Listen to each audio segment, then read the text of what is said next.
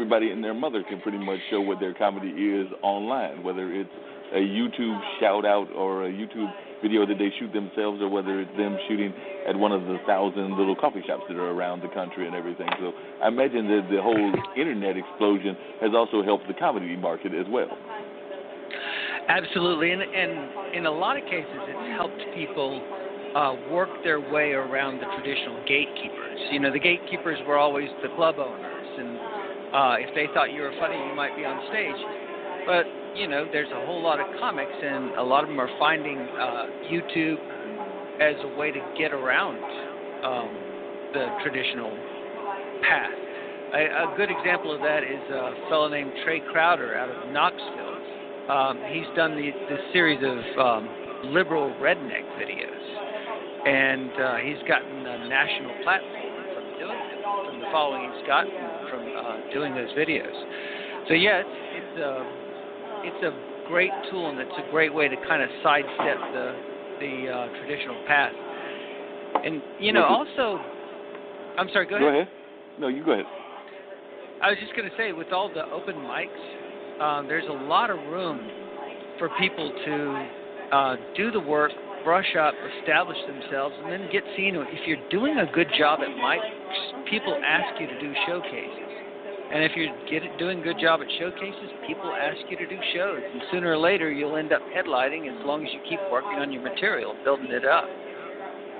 Because, I mean, you're right, because just the whole popularity of the internet has been amazing. I was actually picking up a copy of an ad magazine. I think it might have been Ad Age or something like that. But they were talking about an 8-year-old who's, I think his name is Ryan. But Ryan basically has got like some ridiculous amount of millions of followers, and like has made some ridiculous amount of money. I want to say it might be in the tens of millions of dollars, might even be in the 200s of millions of dollars. But he's made this money basically just reviewing toys. So he's an 8-year-old that sits there and tinkers with toys, and he's made a killing for basically his parents, because we know he's not spending all of this money. But and that's all he's doing is going around and reviewing the toys. And I don't think there are any complex toys, because he's 8-year-old. So I'm thinking they're probably like, they definitely mentioned in the article Play-Doh, and I'm thinking it's like basic board games. So I don't think that he's going to be running around doing like Mortal Kombat. Yeah, I heard a story on NPR about him. It's really a terrific story. You know, just a child that's able to get that kind of attention. I'm actually shooting a video on Friday for YouTube for exactly the reason we're talking about. I'm wanting to find something that hopefully will get some attention and help people help bypass some of the traditional booking systems. Now, both of you have all talked about the gatekeepers. How much of an issue is that? Because like I said, you mentioned the gatekeepers. Monet, you kind of danced around it, as has the other gentleman as well. But definitely, as we know that the gatekeepers are oftentimes people in power, and that they are oftentimes only going to allow a certain amount of people to slip through the cracks for the national scene. But it does seem like there's a whole movement of people that are like, I'm not going to even put up with the gatekeepers. I'm going to do things my own way and, you know, create my own audience and not necessarily worry about trying to make a living on Warner Brothers or one of the other major film houses.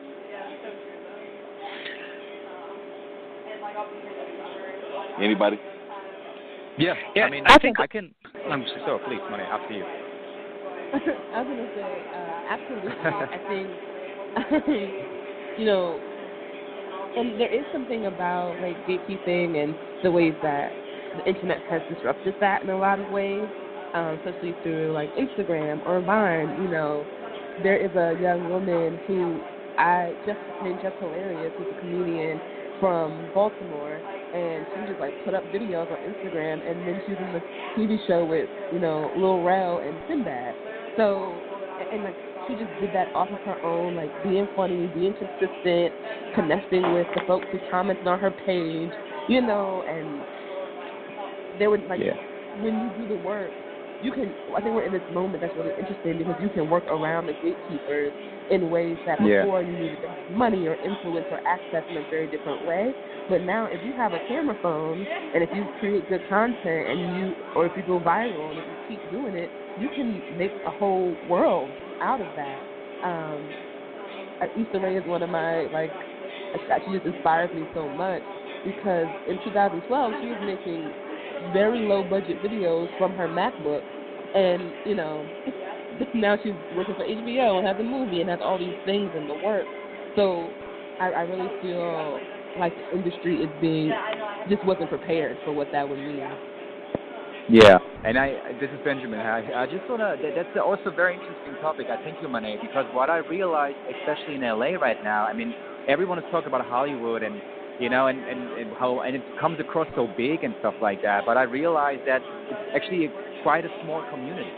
So just to give you an example, I mean, what happened with me is, like in the 2 years, I had the opportunity to work on a National Geographic documentary, for example, with some high-level people. And the interesting thing is, the reason why that happened is because someone remembered me that I met at an event or something, and we just started talking, and I didn't even know who he was.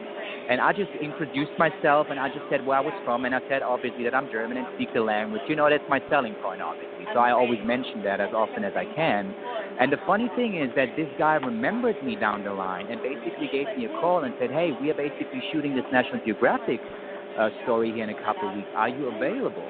So he was not really the gatekeeper of the whole show, but he basically was the right person, the kind of middleman to a connection who was responsible for this production.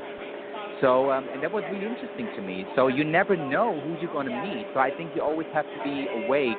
You always have to be aware of, like, who you could meet every day. And on the other side, I also have to say, because we're talking about social media, YouTube and Instagram, you can still see that also in Hollywood. I mean, when we have some breakdowns online and, I got submitted by management or something, some production companies definitely ask, even in the breakdown, how many followers every actor has. So it is definitely a point today, which is kind of like, it's a little sad, to be honest, to me. If you ask me, like, as an artist, I see the point from a business perspective, but from an art perspective, it's a little sad to me, if that makes sense. Yeah. So all of you, what is the most interesting experience that you've had as an artist? Because I imagine that all of you have had something that really caught you off guard that you were not expecting to happen to you as an artist. Some of you have alluded to some of them, but I was just wondering if you could share some special moments where it happened to you as artists. And we'll go backwards this time. So we'll start with Benjamin first, and then go to Monet, and then we'll come back to Art. Yeah, so that, like my greatest moment, you mean, that I had right. so far? Yeah, yes. Okay. That's actually, I know that exactly. So that was basically, I don't know if you guys heard about it. This movie is coming out in 2019. They had a little bit of a delay, but it's called The Current War, which is a movie about George Westinghouse and Edison back in the days, like 1920s or something. And I basically got cast for this movie, like it was a secretary role. And the biggest moment basically for me was also working with Michael Shannon, like next to Michael Shannon, which was a great experience for me because he's such on a such high level. The way how he's acting, the way how he's basically in his role. He's a method actor, right? You can tell. He's on set. I was close to him. We had that one little scene, and I was trying to get kind of a conversation going, right? But he was so into it that he was basically talking to no one, right? And that was basically something that showed me, wow, he's so into it. He really takes it seriously, and I really admire that. He's not just out there but because of the fame or wants to be a celebrity. He really loves what he's doing, and that was basically my greatest moment. So check out The Current War, guys. Cool. And Monet, if you're still there, I know you just got on Facebook that you said you might have to roll off, but if you're still there, what was one of your greatest moments? Yeah, so I can say my greatest moment, and I can skedaddle. So my greatest moment as an artist, I think, was in December. So for the third piece of the trilogy, part of it was we had a night of gratitude dinner, and we had a free community dinner at the Durham Hotel, and about 50, 60 folks, all ages, races. My mom, my dad, my brother were there. My love was there. Like my friends, my family. Like it was just, I looked around this room, and it was just filled with people from all aspects of my life, and some folks I didn't know. And we purposely curated the food. It got produce and meat from local black farmers, and some of the farmers were in the room and enjoying the food as well. All of our cooks were black women. The chef leading it was a black woman, and then all of those. I had all some of my men friends, my male friends, who be the servers and to do that labor. And I looked around, and it was glorious. It was just so like sumptuous, and it was exactly the type of art I want to be curating, where the art is just us being together and knowing the importance of that and the holiness of that and the value of our presence. And the food was delicious and abundant, and it was just a really good night. So I think that has been my favorite. And I got to wear my grandmother's apron. My grandma passed away at 17, and I was like feeling her also. And I got to make her bread recipe for all these folks. I made like 120 rolls and rolled them by hand and everything. And it was just, it was theater in the best way. It was art in the best way. Yeah. And what about you, Art? Well, I think probably one of the biggest moments personally that wasn't an on-stage moment. I'm somewhere between 20 and 30 years older than most of the comics I perform with, and sometimes you worry about, do I have something relevant to say, or am I going to be as funny as these folks who are plugged into the current zeitgeist? And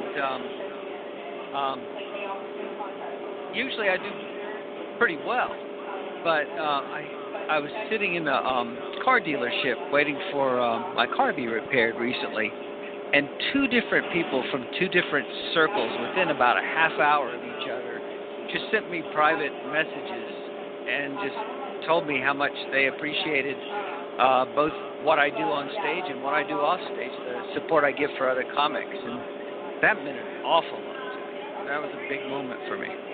Oh, well. And all of you, what message would you give to people that are not necessarily supporting the arts, whether that's people in federal government, whether that's people in local government, whether that's people that are on the regional level? Because we know that there are not sometimes people that are those that are out there that don't want to support the arts because they feel that it's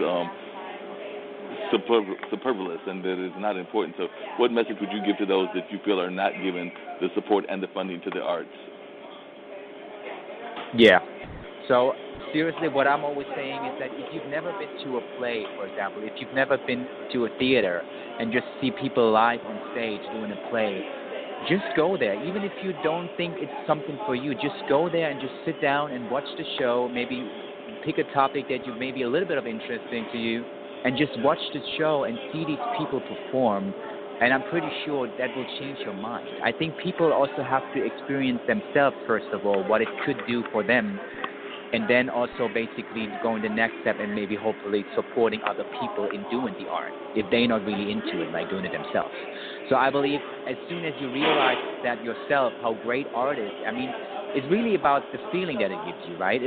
We're not talking about the money and the business and all that kind of stuff. I'm really talking about the feeling that it gives you, because for me personally, being on stage and giving a play and reaching people and really sending them a message, and they basically feel something with that, they can relate to that, they can identify with that scene or the character, it's a beautiful thing, because you basically have something that you can give to people and basically hopefully make it a better day for them or do something for them that they might think about in a beautiful way. And that's really a strong message here to me. And if people never experience that, it's really hard to judge these things. So I think I'm really advising everyone, go out and see a play. You can see plays everywhere, right? You don't have to be in LA or New York in the big cities. You can go anywhere, Midwest, in the South. You can have plays everywhere. Just try it out yourself, and trust me, it does something with you.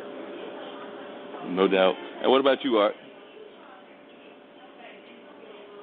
So if I were, I think the advice that he just gave was perfect about going out and seeing it and experiencing it yourself.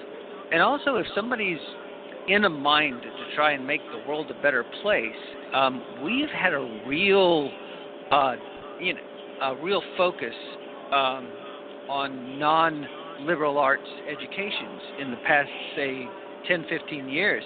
And we're starting to pay the price. We're starting to have people who graduated and have a lack of critical thinking skills, a lack of communication abilities. And you and Monet were covering that earlier. And I think critical thinking businesses are starting to reach out for liberal arts degrees because they're starting to find out what life is like when the graduates you're hired don't have those abilities. And what would you add to that, Monet?